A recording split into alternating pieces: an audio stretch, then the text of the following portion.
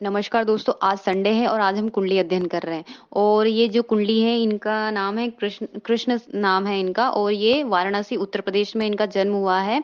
इनके जैसे कुछ क्वेश्चन थे, इनके ये क्वेश्चन थे कि मेरा भाग्य कैसा रहेगा, भविष्य मेरा कैसा है। पहला ये क्वेश्चन था। दूसरा क्वेश्चन है कि मेरा मन स्थिर नहीं रहता, भटकता बहुत है, मैं क्या करूं। तीसरा क्वेश्चन था कि मैं विदेश जाना चाहता हूँ जॉब के लिए, मेरी शिक्षा कैसी रहेगी, क्या मैं वहाँ जॉब कर पाऊँगा या मुझे मिल पाएगी? इसके बाद अगला क्वेश्चन था कि मैं बीमार बहुत रहता हूँ, हड्डियों में बहुत दर्द होता है। इसके बाद जो क्वेश्चन था वो था कि मैं दाम्पत्य जीवन कैसा रहेगा? तो उन्हीं क्वेश्चनों पे आज विचार करते हैं। नमस्कार दोस्तों, मैं प्रज्ञा आपका हार्दिक स्वागत करती हूँ अपने प्रोग्राम में। दोस्तों, ये मेरा व्हाट्सएप नंबर है, यदि किसी को भी कुंडली से रिलेटेड जानकारी चाहिए, कुंडली बनवाना हो, तो आप इस पे संपर्क कर सकते हो और इसके चार्जेस है। और यदि मेरा प्रोग्राम आपको अच्छा लग रहा है तो लाइक करो, शेयर करें, प्लीज़ सब्सक्राइब ज़रूर करें।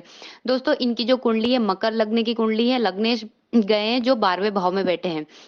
और यहाँ पे शनि के साथ शुक्र दोनों बैठे हैं। शुक्र 12वें में बैठे हैं, तो शुक्र ऐसा व्यक्ति सामान्य घर में भी जन्म लेके बहुत अच्छे सौभाग्य लाता है अपनी लाइफ में और सौभाग्यशाली होता है वो। लग्नेश का 12वें में जाना एक अवयोग है, लेकिन यहाँ शनि है तो शनि अच्छा फल देते हैं। और इनकी जो राशि है वो कर्क राशि है। शुक्र विदेश में यदि 12th हाउस में बैठे हैं तो वो विदेश यात्राओं के कारक माने जाते हैं।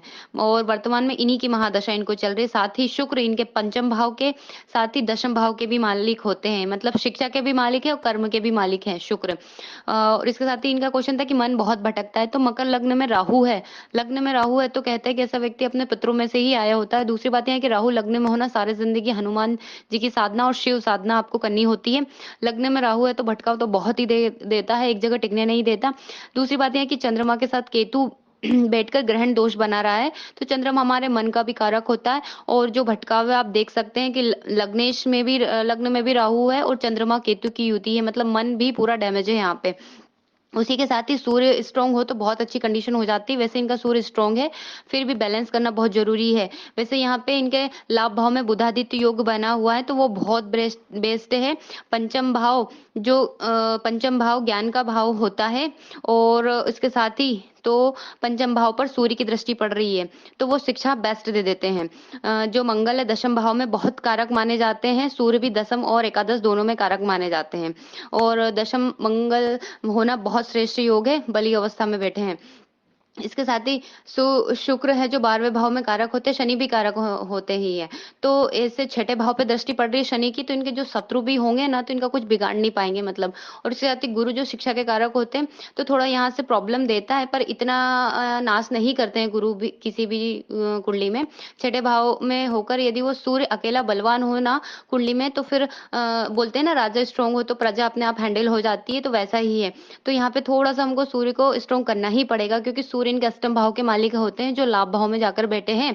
और इन्होंने बोला था कि मुझे हड्डियों में दर्द रहता है, तो जो सूर्य हड्डियों का कारक होता है और उस पर केतु की दृष्टि, मतलब केतु ने चंद्रमा और सूर्य दोनों को ग्रहण लगा रखा है, तो सूर्य को हमें यहाँ बलि करने की बहुत जरूरत है। सूर्य इन्होंने एक क्वेश्चन और पूछा था कि मेरे माता पिता के साथ कैसा रहेगा मेरा लाइफ, तो इनके जो पिता के कारक होते हैं वो सूर्य होते हैं और चंद्रमा जो माता के कारक होती है। तो फोर्थ भाव जो हम देखते हैं वो माता का, और 10वां भाव जो पिता का, दोनों का संबंध केतु से बन रहा है। मतलब यहाँ पे चंद्रमा और सूर्य दोनों को ग्रहण लगा हुआ है, तो दूरी तो माता पिता से इनको रहना पड़ेगा मतलब। और उसके साथ ही यदि पास में रहते स्वास्थ्य समस्या होगी इनके।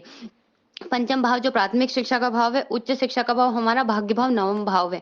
तो उच्च शिक्षा के मालिक बहुत बेस्ट हैं, जो लाभ भाव में जाकर 11वें भाव में जाकर बैठे हैं। तो ऐसा जातक विदेश में विकास बहुत श्रेष्ठ करेगा, क्योंकि लग्नेश भी 12वें में होना ये भी बताता है कि जन्म स्थान से दूर रहेगा व्यक्ति, उतना ज्यादा आप विकास करेंगे अपनी लाइफ में। तो भाग्य स्थान का मालिक लाभ में स्थिति बहुत बेस्ट हो जाएगी। इसके साथ ही इन्होंने ये पूछा था कि शादी विवाह को लेकर, तो लग्न कुंडली से तो नहीं पर चंद्र कुंडली से ये मांगलिक है।